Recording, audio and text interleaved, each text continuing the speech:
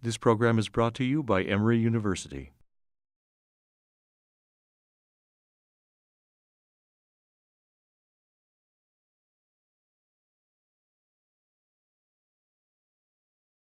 Okay, good morning. Let's try to take our seats and get started. So Bob Taylor's asked me to introduce our morning speaker, and it's really a great privilege to introduce Yiannis Chatzizisis, who is at the University of Nebraska Medical Center. Yiannis is an MD PhD from the University of Aristotle in Greece, and did all his postdoctoral training at the Brigham and Women's Hospital with Peter Libby and Elazar Edelman and Peter Stone, and worked in the field of vascular biology and vascular biomechanics, and it was extremely productive there. He subsequently went back to Greece and did his cardiology fellowship, and then came back to the Brigham, where he did 2 years of cardiovascular imaging, CT, MRI, and then subsequently interventional cardiology. I had the privilege of getting to know Yiannis around that time, and he was extremely prolific from a research standpoint, and a lot of the work that was done from the Brigham was spearheaded by him, and I have that firsthand information from Peter Stone and others there. And then Yiannis became associate editor of Atherosclerosis and is currently on the editorial board of numerous journals. He's published over 120 articles, and is an interventional cardiologist and an imager at the University of Nebraska. He heads the biomechanics laboratory there and is an active basic scientist in addition. I don't know how he pulls that off, because he's apparently a really prolific clinician as well. A lot of Yiannis's work has been in cardiovascular simulations with atherosclerosis and stent design, and he's leading some clinical trials internationally, and it's really a privilege for us to have him come to Emory today to talk about cardiovascular simulations, clinical perspectives, and research opportunities. Yiannis, welcome. Thank you. Thank you so much. Thank you. Thank you, Habib, and everybody for this great invitation. I'm really thrilled to be here in Emory today.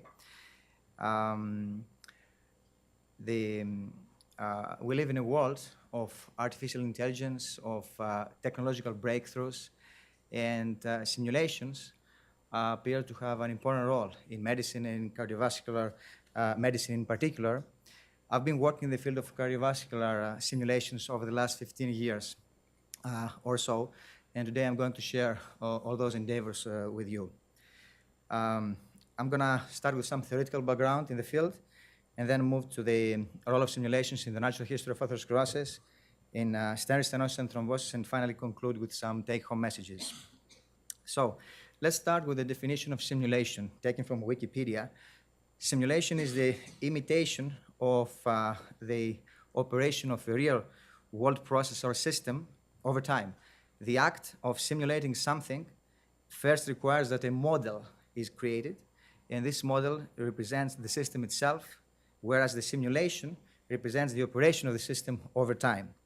And those simulations are abundant in our real life. We have simulations in filmography. I'm sure you're familiar with Star Wars, Matrix, 300, Lords of the Rings, great blockbusters, heavily based on simulations. Video games, theme parks, automobile industry, biomechanics, city and urban, economics, finance, sales, engineering, in ergonomics, in aviation and space industry like the flight simulators, in marine, in sports. I'm sure you're familiar with the ESPN simulation programs, in weather, and of course in medicine, and in particular in surgery, in internal medicine, of course, cardiology, pediatrics, neurosciences, biology, genetics, all aspects of life and science. And there are two major components when we discuss about simulations. We have the players, and we have the environment in which those players function. And based on the nature of those two components, the nature of the players and the environment, we classify the simulations into three types.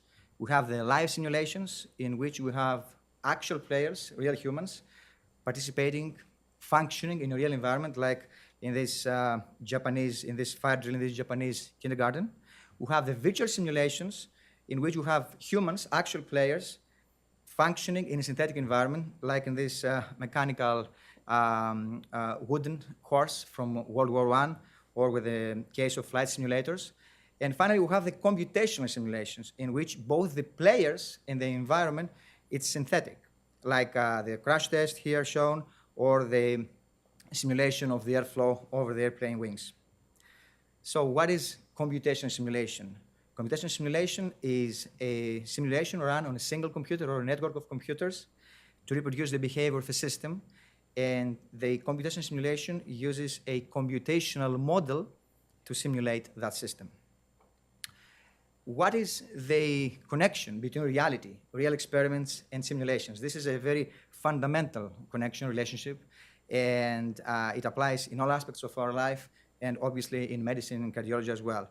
We have, on the one hand, the real systems, which we use to perform experiments and produce experimental results.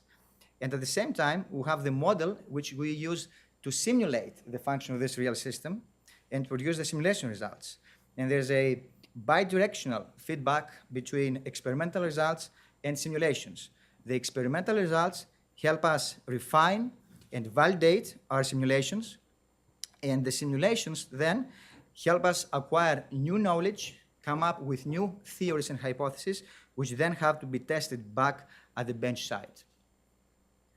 So with this in mind, let me now move to the substance of my presentation today, starting with the role of cardiovascular simulations in the natural history of native atherosclerosis. Research at basic and clinical level for many years, coming from multiple groups, including this group in Emory here, showed that there is a dynamic and constant interplay between vascular biology and local biomechanics. And when we refer to local biomechanics, we essentially refer to two major forces, the fluid shear stress and the solid stresses. Fluid shear stress is the frictional force between the flowing blood and the wall. And Dr. Giddens from here, from Atlanta, from the Georgia Tech, was among the pioneers in the field who used a human carotid bifurcation model simulations to find out the association, the colocalization of atherosclerosis in carotid arteries with disturbed flow. Of course, we have solid stresses as well. We have the circumferential stress, longitudinal, radial stress, plaque structural stresses, and there's definitely lots of room in this field as well for research. Those solid stresses appear to play a very important role in atherosclerosis formation and destabilization. And I know very well that this group here is very active in this research, but today I'm going to primarily focus on the role of shear stresses. The first step towards simulating the flow and calculating shear stresses is to represent the arterial geometry in space. We developed and validated a tool for the 3D reconstruction of coronary arteries from fusing IVUS with angiography. Very briefly, it's shown here. We take two angiographic planes, we extract the vessel center line, then we select end-diastolic IVUS images, we segment them, and we align them, if you want, across the 3D reconstructed center line of the vessel. Then we merge those contours, and we come up with the geometrically correct 3D representation of the lumen. Same for the outer wall, we create the wall. And then the next step is to create a mesh, essentially to fill the reconstructed lumen with thousands of small finite elements, then boundary conditions applied at the inlet, at the outlet, at the wall, and finally we solve some complex mathematical equations and we apply computational fluid dynamic rules, and we calculate the shear stress across the wall lumen interface of the 3D reconstructed lumen. That's a case of a human artery with the shear stress calculated across the surface of the lumen, with blue denoting low shear stress areas and red corresponding to high shear stress. With the progress in intra-arterial imaging and the advent of OCT, which gives us 10 times higher resolution than IVUS, we incorporated OCT in our 3D reconstruction algorithms. Again, same strategy, two angiographic planes, segment OCT frames. We generate the 3D representation of the lumen, then boundary conditions, computational fluid dynamics, and calculation of shear stress. Imagine that we take the artery out of the heart and we move it into the computer environment where we can handle it as we wish. We can even fly through and see what a red blood cell with a camera would see from the inside. We had the opportunity to validate those 3D reconstruction algorithms, the 3D OCT based on angiography and OCT, 3D IVUS based on the fusion of angiography with IVUS, and 3D QCA. And we found that there's pretty similar agreement across the three major 3D reconstruction techniques, both in terms of morphometry as well as in terms of shear stress calculations. Here is the shear stress maps coming out from the 3D OCT, middle row 3D IVUS, and 3D QCA at the bottom. You can appreciate pretty similar, close, very close shear stress patterns across the three techniques. So with those validated tools in hand and the simulation strategies, we then set up a big line of research at the animal level model using rabbits and swine, and also in human level. And we tried to tease out the mechanistic role of fluid dynamics, of fluid shear stresses in the pathophysiology of atherosclerosis, generating new knowledge and obviously coming up with new hypotheses.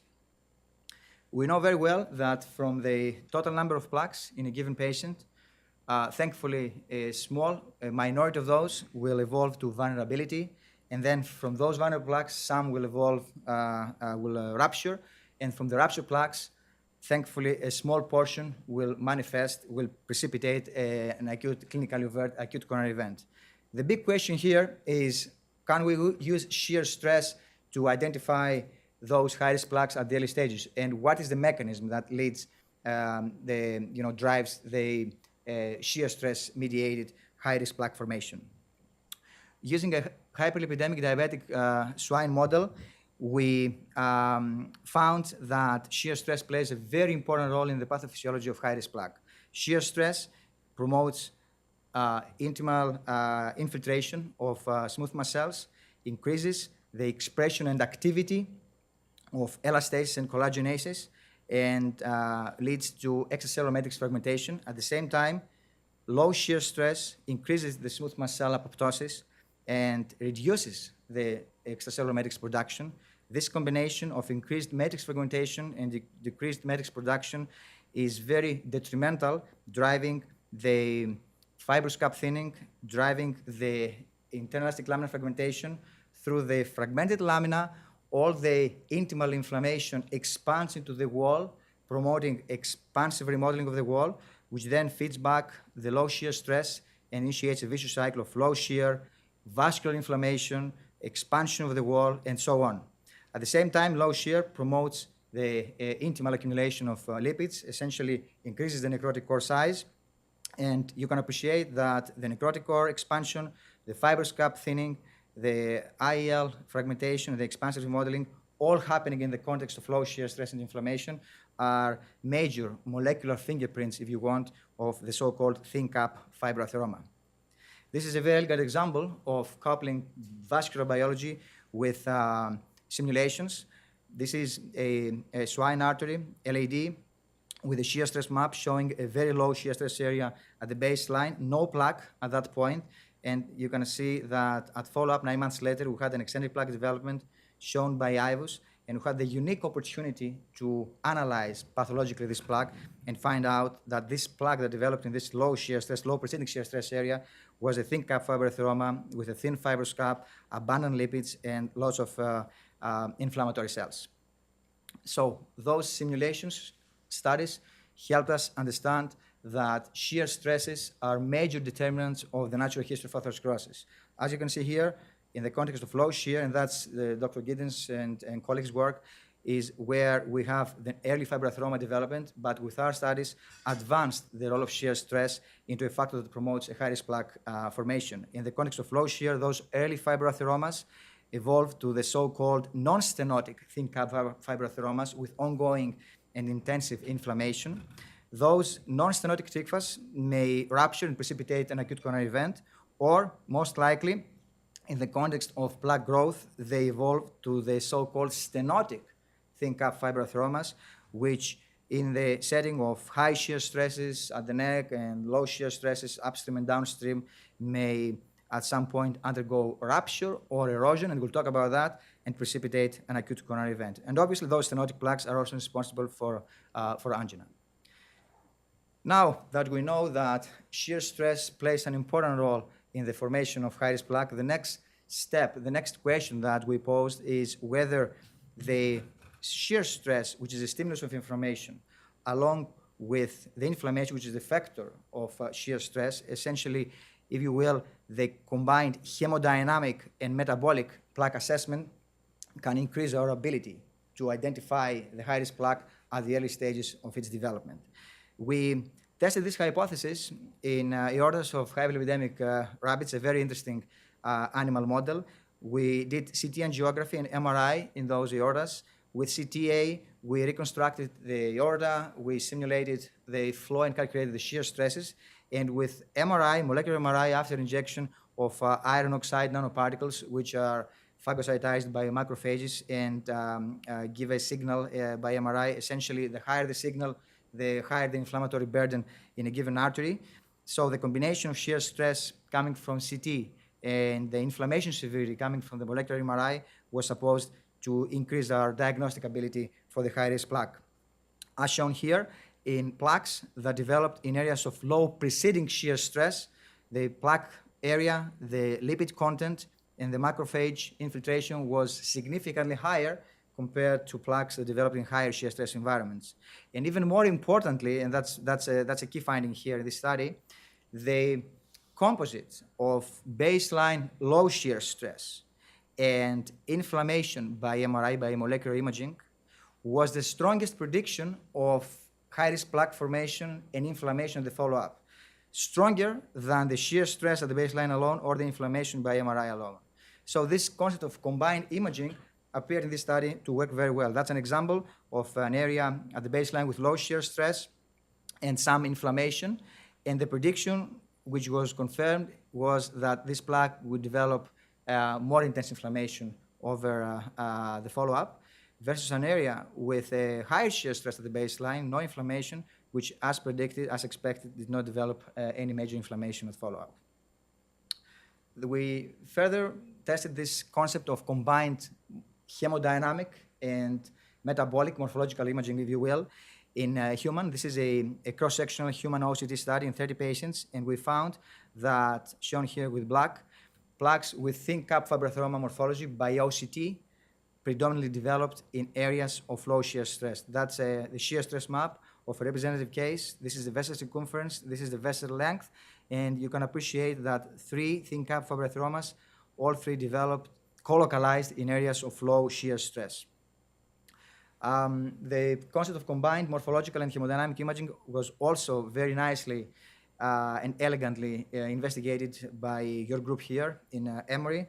In this study, you showed that the shear stress plaques exposed to high shear stress at the baseline had increased necrotic core size at the follow-up. This is a longitudinal human IVUS VH study, suggesting that it's not only the low shear stresses, but also the high shear stress, which appears to play an important role in the pathophysiology and the stabilization of atherosclerotic plaque.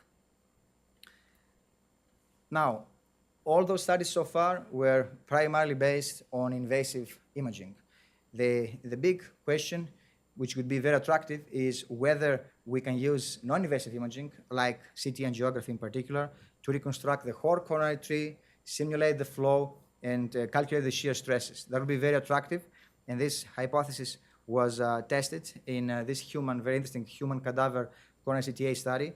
What we did is that we took human cadavers, we performed high-resolution CT angiography imaging, we calculated with simulations the shear stress across the entire tree, the entire coronary tree, and then we cut serially those arteries, those coronary arteries, and we performed pathology of those serial cuts. That was a very elegant coupling between non-invasively assessed shear stress and pathology. And the study very nicely showed that there is a co-localization of low shear with non-stenotic thin cap fibroatheromas. And at the same time, we had very good co-localization of high shear stress with stenotic thin cap fibroatheromas, suggesting that the shear stress and plaque geometry and biology is a very dynamic and changing process that requires very thoughtful investigation. We further expanded this concept of non-invasively assessed shear stress in a human level in an outcome study. This is a CT prediction study which is now ongoing. We had the opportunity to collect almost 3,000 CT angiographies from the Brigham and MGH system. And from those 3,000 angiographies, CT angiographies, we identified 50 patients who presented with heart events, with MIs.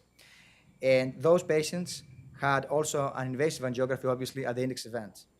We matched them with 50 controls.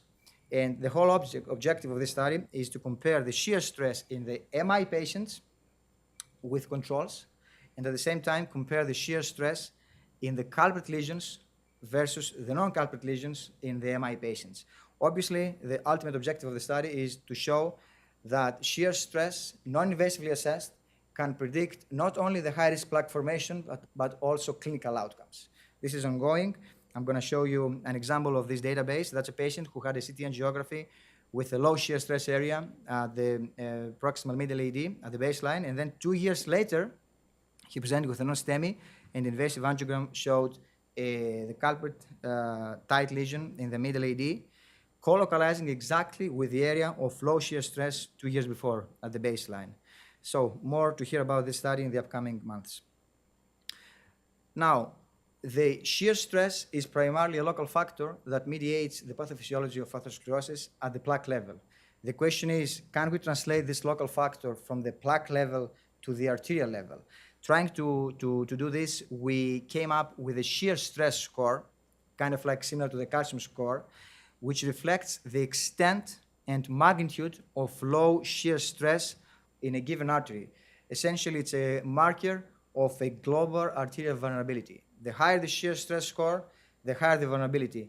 If you want, the higher the chance, the risk for this plaque to have increased number of thin cap fibroatheromas. Indeed, in this clinical study, small pilot study, we showed that arteries with high shear stress score, shown here with white, had increased number of thin cap fibroatheromas versus those arteries which had lower shear stress score. And that's an example. That's a patient with low shear stress score in this shear stress map with antikva. That's a patient with high shear stress score. If you want, in this shear stress map, more blue and deeper blue, more extensive and low shear stress associated with thin cap fibroatheromas. And also this shear stress score was found to be associated not only with TICFAs, but also with clinical events. As you can appreciate here, there was a tendency of patients presenting with acute coronary syndromes to have increased shear stress score in the culprit arteries versus patients who presented with stable angina. This is an unstable angina patient. That's a non-STEMI. Again, longer, more extensive blue and deeper blue in the shear stress maps, high shear stress score compared to a patient who presented with stable angina. Now, after the stenotic thin cap fibroatheroma is formed, the question is, what is the role of shear stresses in plaque destabilization, in plaque disruption, plaque rupture, and erosion? We know very well that plaque biology, plaque geometry, and hemodynamics play a very dynamic role and interplay with each other very dynamically. We know from pathology that across a stenotic plaque in the upstream side is where primarily ruptures occur, whereas in the downstream is where erosions primarily occur. And we know from simulations, from cardiovascular simulations, that the upstream part of a stenotic plaque is exposed to low shear stress than the neck, and this low shear stress promotes the rupture-prone phenotype, whereas in the downstream part of those stenotic plaques, we have disturbed flow, oscillatory shear stress, which primarily promotes the erosion-prone phenotype. Let me show you a couple of examples. This is a 60-year-old man with a non-STEMI. We did the usual technique of flow simulation, measured the shear stress, and we found that proximally to a tight stenosis at the middle AD, there was a low shear stress area, and that low shear stress area was corresponding with the site of plaque rupture, shown here, the plaque rupture also by angiography, suggesting and confirming clinically in this observation that low shear at the upstream of a part of the plaque corresponds with plaque rupture. Also, that's another 52-year-old man presenting with anterior STEMI Again, you can appreciate that this patient at the middle AD, distal to the takeoff of a diagonal one, had a stenotic plaque, and downstream to this plaque here, this patient had oscillatory shear stress, time averaged, low shear stress, and that site was where the patient got plaque erosion and acute local thrombosis formation and presented with his acute coronary event. This observation that oscillatory disturbed flow downstream to a stenotic plaque associates with erosion gave us the opportunity to dig deeper into the pathophysiological mechanisms, and we found in this elegant study, collaboration with Dr. Libby at the Brigham, we found that disturbed flow, oscillatory flow, neutrophils, and TLR2, all three mediate a signaling mechanism that promotes endothelial cell apoptosis, erosion, and thrombosis. Simulations can also be very helpful to assess the CT FFR, not only shear stresses. As shown before, with the CT, we have the beautiful opportunity to reconstruct the whole coronary tree, then simulate the stress computationally and calculated the pressure gradients across the entire lumen and come up with a so-called FFR-CT. That FFR-CT correlates very well with the invasive FFR, which we do in the cath lab on a routine basis. And studies shown that this FFR-CT combined with angiography can very accurately identify hemodynamically significant coronary stenosis. We did some work in the field as well. We came up with this novel approach of calculating FFR-CT based on the transluminal attenuation gradients. And we found that this FFR-CT was very close in terms of agreement with the invasive FFR. Apart from shear stresses, apart from FFR, simulations can also help us calculate the solid stresses, the plaque structural stresses. Dr. Taylor's group, Dr. Samary's group here do beautiful research in the field. This is a collaboration, elegant collaboration between the Emory and Cambridge group. And in this study, the investigators collected realistic plaque geometries and plaque constituents and reconstructed the whole arterial wall, including the plaque constituent, the plaque morphology in space. They calculated the plaque structural stresses, and they found that those plaque structural stresses may represent a novel tool to analyze the dynamic behavior of plaques with the potential to use this tool to improve and predict the propensity of those plaques to rupture. Now, what are some research opportunities and what some ongoing investigations that we do in the field with this simulation background in mind? Coming back to the initial discussion between the connection of reality and simulations, those cardiovascular simulations that I just showed you, generated new hypotheses and created new theories, which had to be tested at the bench side. So we generated those sophisticated 3D co-cultures with endothelial cells, smooth mast cells, and macrophages, essentially mimicking atherosclerosis, if you will, in vitro. And we also fabricated very sophisticated microfluidic devices where we mount those 3D cultures, shown here. We expose those 3D cell co-cultures in flow, and under microscopy, we have the unique opportunity to couple the vascular biology coming from the co-cultures with the biomechanics at a cellular and subcellular level. With those in vitro sophisticated models, we can better understand the mechanobiology of plaque disruption, thrombosis, and stent stenosis. Those investigations can help us further investigate ex vivo and in vivo those concepts, and obviously it can help us test new drugs for atherosclerosis and stent stenosis. Another investigation that we currently do in my lab is the so-called plaque-specific drug delivery. We take the opportunity to use the shear stress as a high-risk plaque locator, and using pertinent animal models, human-like animal models, we deliver drug-loaded lipid nanoparticles in those arteries with sophisticated infusion catheters, trying to deliver the payload, those drugs, into a plaque-specific fashion into those plaques, aiming ultimately to stabilize the plaques. This is a very interesting and ongoing investigation, and more to come in the near future. Now, let's switch gears and move to the role of simulations in stent stenosis and thrombosis.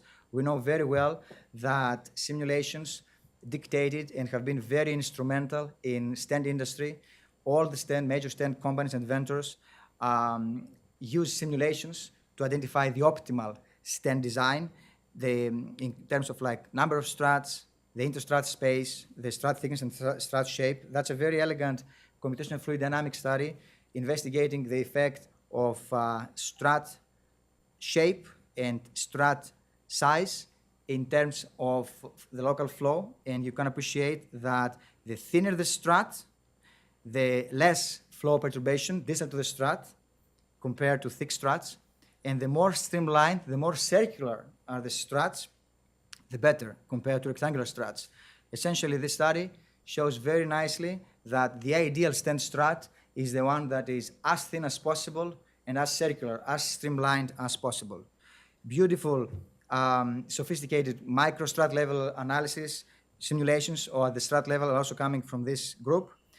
Also, with simulations, we can investigate the effect of different stenting techniques in the flow, aiming to identify what stenting technique is most biologically favorable. And with the simulations, we were able to identify the role of shear stress in stent restenosis and thrombosis. As summarized here, shear stress around the strut plays important role in activating the inflammatory process, in promoting smooth mast cell activation, proliferation, migration, and the differentiation, finally leading to neo-intimate hyperplasia and restenosis. Also, shear stresses around struts appear to promote platelet activation, platelet aggregation, and finally, stent thrombosis. We live in a world of technology. We have nowadays, the computer power to perform realistic stenting simulations using realistic stent geometries and sizes, realistic balloons, realistic bifurcation and arterial geometries, and we can calculate the wall stresses as well as the shear stresses posed to the wall within those stented segments. We had the pleasure to work together with some experts from Europe, US, and Japan, and put recently together this document which summarizes the role of biomechanical modeling, of the role of computational simulations to improve coronary stenting, especially in bifurcations. And why bifurcations? Because we know very well that bifurcation stenting doesn't do well. The event rates are very high, ranging between 10 to 20% over a year. So in this document, we introduced the concept of bifurcation stenting simulation. As shown here, we have a bifurcation which is diseased, where we stent according to the current state of the art. The idea is that we take this native diseased bifurcation, we reconstruct in the computer, we perform stenting simulation, we calculated the solid and fluid shear stresses, and with this information, we optimize the stenting technique, we optimize the stenting design, ultimately trying to improve outcomes, to reduce the propensity to stent restenosis and to stent thrombosis. So we tested this hypothesis, this concept of bifurcation stent modeling in the FLOW-SR study, which investigates the effect of local biomechanical factors on bifurcation, stent restenosis, and thrombosis. This is a multi-center prospective open-label trial which aims to investigate, number one, the feasibility of the computational simulation of bifurcations. Number two, we try to investigate the role of local biomechanics, solid and fluid stresses in bifurcation, stent restenosis, and thrombosis. And a third aim of this study is to investigate how the proximal optimization technique, how POT helps us to improve stent restenosis and thrombosis outcomes. This is a study design which we collect bifurcation lesions, we randomize them in one-to-one fashion into POT and no POT. Then we perform very meticulous OCT imaging of both branches in the bifurcation, in the left main bifurcation. We perform OCT imaging right after stenting, before stenting, and at follow-up. And at follow-up, we use this OCT imaging information to assess the anatomical stent restenosis. We also perform two kinds of computational simulations. We perform computational simulation of the stenting right after the stent, essentially trying to identify the shear stress environment post-stenting and correlate that with the anatomical stent restenosis at follow-up. And also, very interestingly, we perform computational simulations of the stenting using the native diseased geometry. We take this anatomy and we try to replicate the actual stenting procedure in the computer, trying to investigate the feasibility and accuracy of this computational stenting against the actual stenting. We collect data primarily from Japan and one center in France. And the major question here is whether this patient-specific computational simulation of bifurcation stenting is feasible. I'm going to share with you today a few preliminary data of this study. This is, to make it more clinically pertinent, this is a patient, number 1 from this database, presenting with left main bifurcation disease 011, involving the LAD and circumflex. We performed pre-dilatation of the LAD, provision stent across the left main LAD, and then kissing balloon inflation at the end. And we also acquired OCT imaging of both the LAD and the circumflex before stent, right after balloon inflation, and then at the follow-up at 9 months. We used patient-specific bifurcation anatomy and also boundary conditions. We used wall properties, which were realistic based on the OCT. We used realistic balloon size, material properties, and inflation properties, and we used realistic stent design, size, material, and inflation properties. I'm going to show you this example here. This is a bifurcation, left main bifurcation, from 2 angiographic projections. This is the 3D reconstruction of the bifurcation, and you can appreciate the high-grade stenosis at the ostial LAD, a fibrotic, highly stenotic plaque shown by OCT.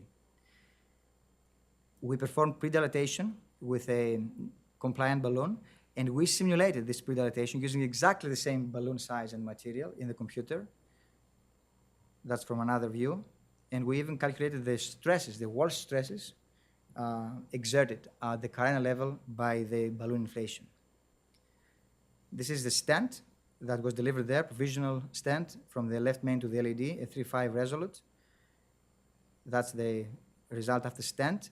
And you can appreciate the carina shift with the deployment of the stent into the LAD towards the circumflex, the ostium of the circumflex.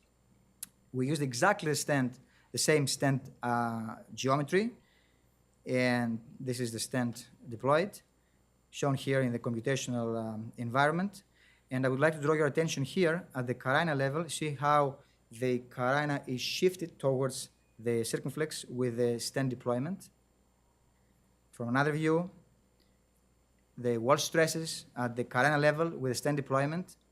And you can appreciate by OCT that in real life, this patient had some strut malapposition at the left main towards the side of circumflex, and that phenomenon was reproduced by the simulation, by the stenting simulation shown here. Then we performed kissing balloon inflation with a 3.5 in the LAD and 3.0 in the circumflex. That's the final result.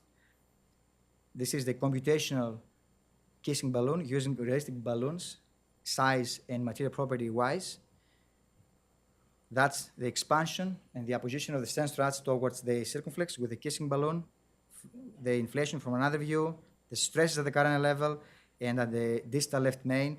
You can appreciate here the ellipsoidal kind of like configuration of the left main, which we see very well with the kissing balloon inflation at the left main. Then CFD analysis, computational fluid dynamics, high shear stress and velocities at the tight stenosis site at the LAD before stenting, and then restoration of flow at the follow-up. And very interestingly, with this anatomical comparison, we compared, this is the actual PCI, and this is the simulated PCI, done in the computer entirely.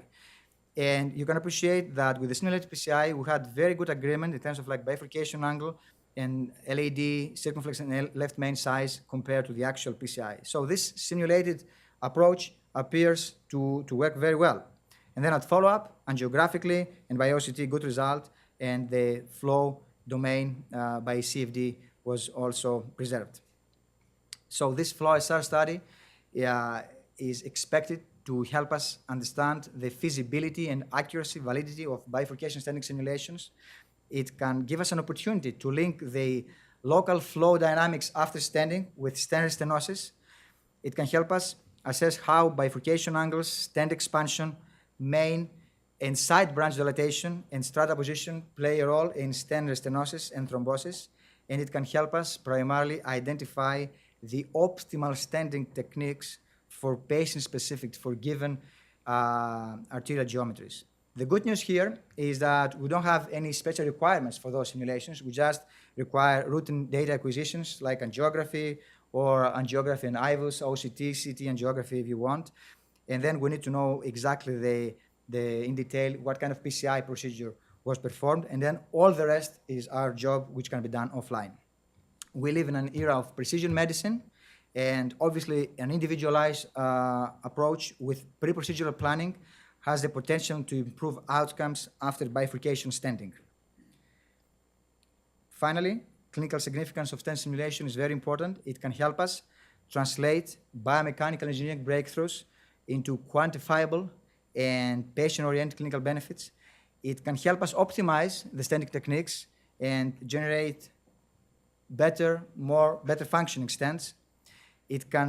Those simulations can help us in near real time to guide bifurcation PCIs, the so-called autopilot PCI, particularly useful for non-experts. It can be a beautiful educational and training tool in the hands of our fellows. And of course, those coronary stent simulations can be translated into other vascular beds and obviously into non-coronary structural interventions. The next step here, which is now under design, is an outcome study, the iFlow study, in which we envision to collect true bifurcations and randomize them. This is going to be a little more radical and provocative approach into the conventional PCI based on the current state of the art, and also PCI guided by simulations, optimized, planned, simulation-aided PCI, hoping that with this planned, optimized PCI, we're going to secure better outcomes compared to the current state of the art, which at the end of the day, we know very well that doesn't work very well. We have 10 to 20% restenosis rates with the current bifurcation stenting approaches. So, take-home messages. We have simulations, which are very important. They are less costly. They're time efficient. They do not require personnel. They can be automated, and they can give us the ability to store the performance history. And in particular, the cardiovascular simulations help us advance our understanding and knowledge about the pathophysiology of atherosclerosis, stent stenosis, and thrombosis. They're useful in the understanding of the pathology of peripheral artery disease and aneurysms, and Dr. Taylor's group does some research in this field as well. Those cardiovascular simulations help us generate new hypotheses. They're very helpful in educating our healthcare providers, and the ultimate goal is here to improve patient outcomes. So today I share with you my group's translational and clinical research endeavors with simulations, identifying, investigating the role of fluid shear stresses and solid stresses in cardiovascular disease, using multimodality imaging with invasive and non-invasive tools, having a multidisciplinary approach with biomedical engineering on board, molecular and vascular biology and medicine, starting from basic science, extending to proof of concept studies with small scale or intermediate scale animal models, moving to confirmatory studies with large scale animal models, and finally concluding with small scale and large scale clinical studies with direct feedback to the bench, to basic science, aiming to better understand the pathophysiology and tease out the theranostic opportunities for cardiovascular disease. Aristotle used to say that we do not have knowledge of a thing until we have grasped its why. That is to say, its cause. Causality is the most important thing. And with those humble studies, we added a few more pieces in the big puzzle of cardiovascular disease, but obviously there's still a very long way to go. It's very important to understand that the success in those research endeavors is based on a multidisciplinary approach. We need to have engineers, MDs, and biologists work tightly together like a well-oiled machine. And we all have differences, different backgrounds, different concepts, different interests, specialties, but at the end of the day, we can all converge and find common pathways when it comes to innovation and patient care.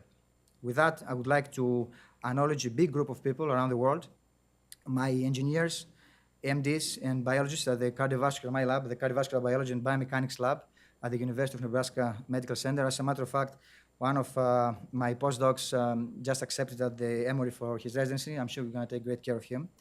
I would like to thank my long-standing mentors, the Brigham and Women's, Dr. Peter Libby, Stone, Feldman, who suddenly passed away a month ago, Elazar Edelman at the MIT, my friend Dr. Kassab from San Diego, obviously, Habib, Bill Gogas from Emory, and a group of important people from Europe and Japan. I would like to thank the FLOSR steering committee and the co-investigators who do a beautiful job there collecting the FLOSR data, and of course our funding sources. Thank you so much for your attention today. That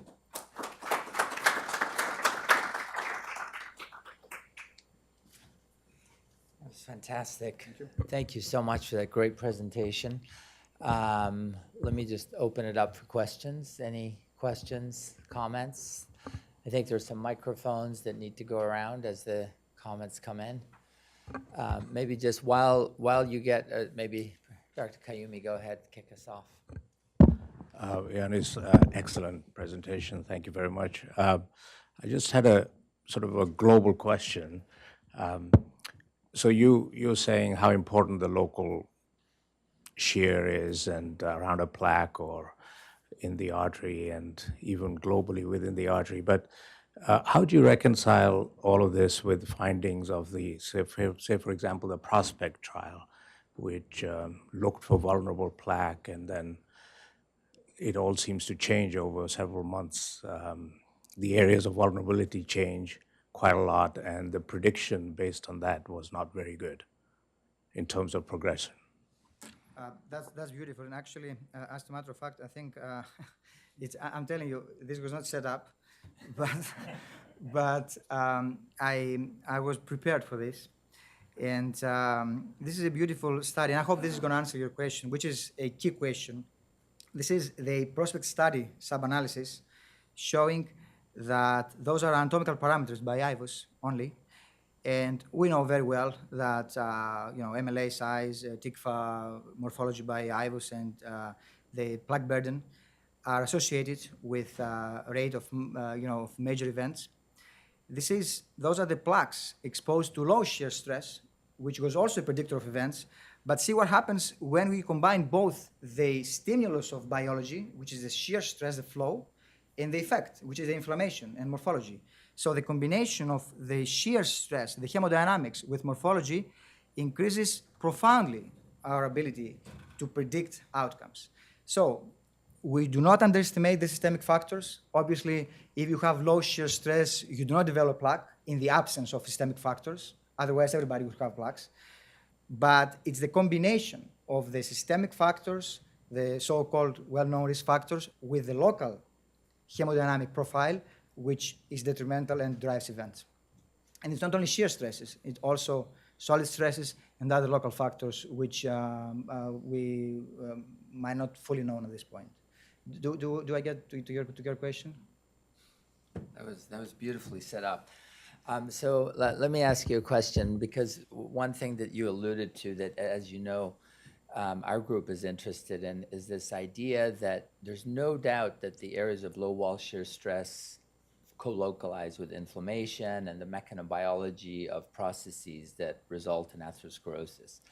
But the age-old question is that in more advanced atherosclerosis, as you say, you're going to have areas of perhaps low wall shear stress at the upstream, then by definition an acceleration of flow within a stenosis, and then the expansion forces and outside. So this is an area that's, I think, confusing to the people, all of us, but also people outside the field, where what about high wall shear stress? I think you alluded to it briefly. Arnav Kumar, who's sitting there with the group here, and I see Adrian and others, presented an abstract at the ACC using the FAME2 data, where basically they found that areas of high wall shear stress at the throat of stenosis was predictive of myocardial infarction. And admittedly, these areas often co-localize when an area of low wall shear stress distal. Does it really matter whether it's more high wall shear stress or low wall shear stress, or ultimately is it this combination of both and the disturbance of flow that translates into the mechanobiologic pathways that set us on a course of rupture? Yeah, this is a really key question. Thank you so much for this. I know the confusion about what is bad. It's low, it's high. It sounds like it's both. Our investigation so far showed clearly that the plaque locator is low shear stress. Whenever we have low shear stress in the context of systemic factors, we have plaque formation. And it's the low shear stress that provokes and sustains this inflammation process we want, which promotes plaque progression to vulnerability. So in the context of low shear stress and systemic factors, we have plaque formation and progression to vulnerability. And when we have this stenotic thin cap fibrothrombosis formation, we have a heterogeneity of shear stress across the length of this plaque. Upstream it's low, at the neck is high, and downstream is like disturbed oscillatory. And obviously those are the plaques which precipitate events. And you very nicely found that at the site of those plaques exposed to high shear stress are associated with events, but I can tell you that those plaques are also exposed to low shear stress at the upstream. We need to go even deeper there and find out where exactly across the length of this stenotic plaque is the rupture or erosion site. And then this is going to be very interesting, very useful information, because what we have right now is observation that those thin cap fibrothrombomas lead to events, and since they're exposed to high shear stress, we infer that it's the high shear that provokes this.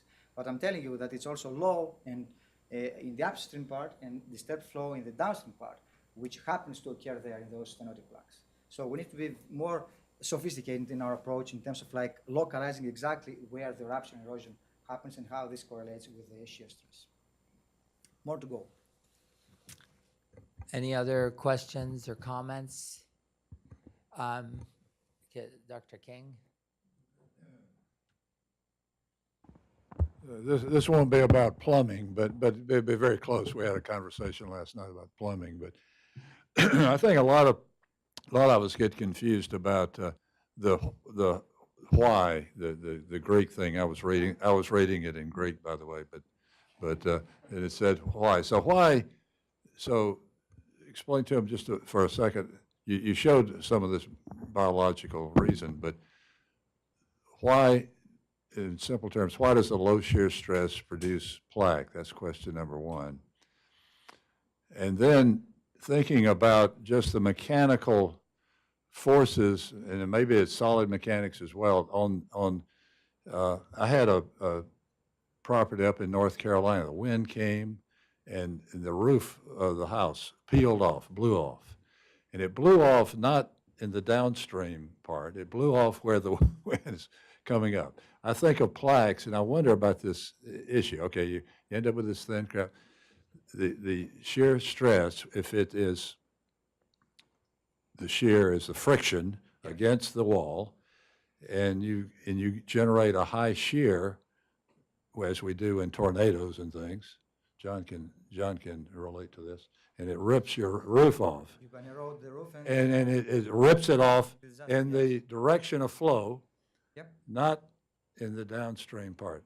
Yep. So first of all, the plaque development, and secondly, is just the geometry of this thing. It just teleologically, it seems like you ought to get rupture where you have the rapid shear. Yeah, beautiful questions, Dr. King. Again, it's not set up. I have a slide here which shows the mechanotransduction.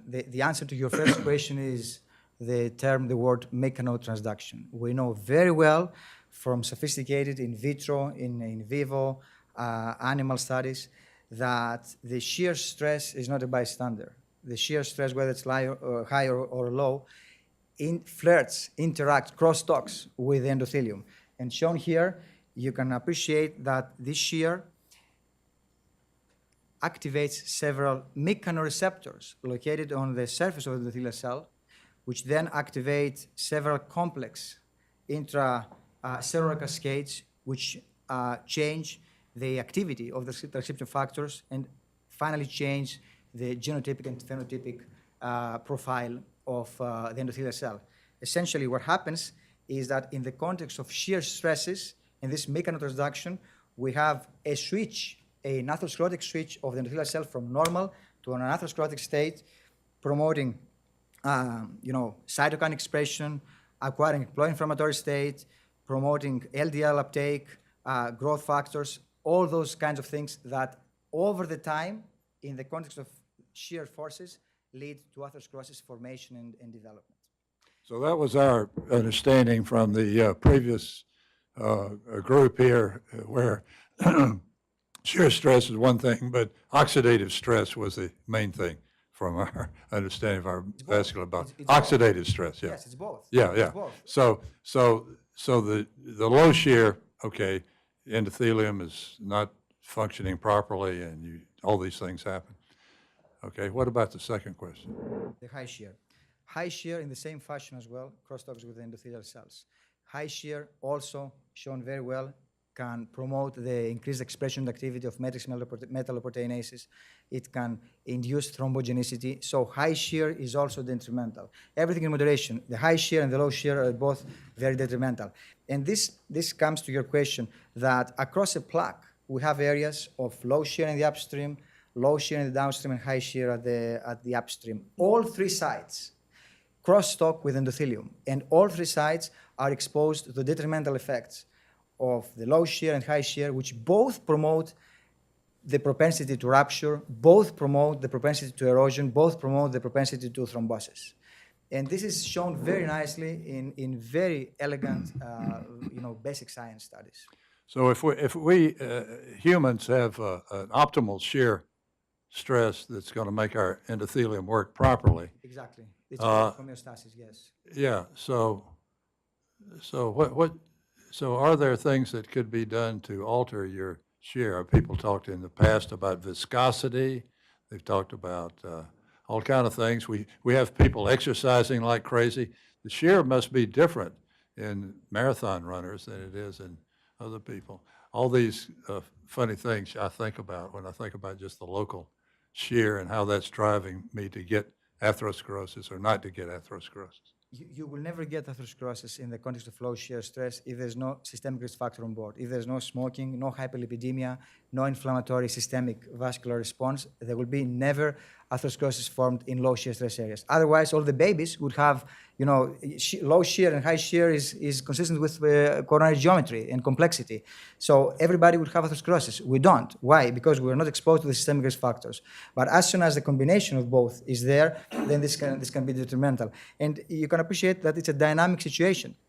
The plaque growth by itself alternates the local shear environment, essentially sets the vessel into a vicious cycle of plaque growth, altered shear, further plaque growth, and so on, and exposes the plaque at the end of the day through biological process to plaque rupture and erosion. It's kind of interesting as I hear this discussion, and we have such terrific clinicians in the audience who take care of patients. And there are a lot of patients that develop atherosclerosis, but it remains relatively quiescent over time. So they may have the geometric setup, they may have some plaque, but remodeling is another big part of this. And so ongoing inflammation and remodeling. So let's maybe take one more question, and then we can stop in time. And okay. The other thing missing from these analyses, or maybe you could incorporate or think about, is vasomotion. And because coronary arteries are not fixed, however you're simulating them. If you're in the stressful circumstances, they constrict, but only certain segments are able to constrict, others are not. And you need to know which ones those are. And that explains a lot of clinical phenomena like stress-induced risk of having higher events, and also the morning increase in myocardial infarction rates and things that have been known for 30 plus years. This is all thought to be a vasomotor phenomenon, and also some systemic effects. Yeah, absolutely. This is a factor that is definitely needed in our analysis. It's a matter of sophistication. To be honest, so far, and I'm not aware of anybody being able to incorporate this complex vasomotion effect into our analysis. So far, we have been essentially using our arteries, our models, as non-compressible if you want, structures. But definitely this is an important feature that needs to be incorporated in a sophisticated fashion in our analysis. That's a great tool, yes. Just make a comment on that. So as you know, your group has looked at this for years, the effect of endothelial function. And I think Arnav and Adrian and the rest of the guys from the team have currently a paper in press, or actually under review, I should say. Maybe you're reviewing it for us, but which relates the baseline wall shear stress with all the assumptions that Yiannis mentioned to dynamic changes in endothelial function with acetylcholine in coronary arteries. So I think in brief, I don't know, Arnav, if you want to say a word, but in brief, basically what we found is that these areas of low wall shear stress in the earlier phase of atherosclerosis do tend to co-localize with acetylcholine-induced vasoconstriction, suggestive of endothelial dysfunction. So one step, but there's a lot more that could be done. Well, with that, let me thank Dr. Chatzizisis for his fantastic presentation, and he's going to be touring both ECRI and the biomechanical lab, and will be available for discussion. At lunch, there'll be a lunch presentation, not a presentation, just an interactive lunch. Is it here or upstairs, Arnav? Do you know? On the 6th floor, so if you want to interact more with Dr. Chatzizisis, please feel free to catch him during the day. Thank you so much. Thank you. It was my pleasure. Thank you so much. The preceding program is copyrighted by Emory University.